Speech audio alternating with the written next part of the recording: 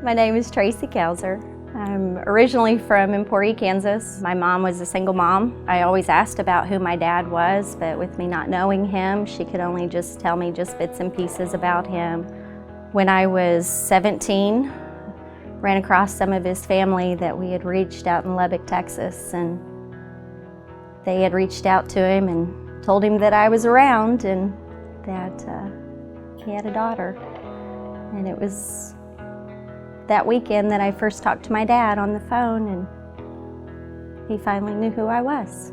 I just remember how special it was to me to finally know who he was. And then when I met him, you know, he was just so loving and caring and just made me feel like I was wanted. When I first met my dad in '91, it was Christmas time. My very first gift was a Bible. I mean, I knew that it was a precious gift because it was the very first gift that I ever got from him, but I didn't realize how special it would be to me later on in my life. I remember my dad giving me a poem that he had written for me, just to me, and I didn't really understand what it meant or anything in that nature. I just, oh, that's so cool. It was so beautiful that my dad had written these words for me. I just mainly thought it was a story of my dad's life, that he was trying to show me something that I didn't have a clue of. For Tracey. Her mother was young and found herself alone.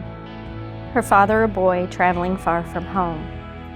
In Idaho they met, then he traveled on. He never knew. All she had was a name to answer all the questions, and his arms were never there to wrap around her hurts. Can there be a father to fill the emptiness inside? She never knew.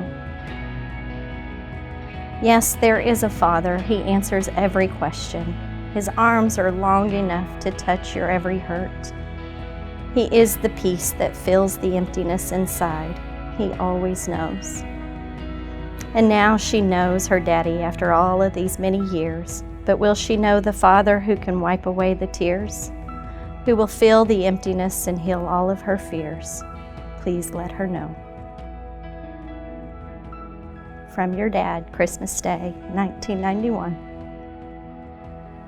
He's an awesome person, but I didn't really truly know what he was praying for.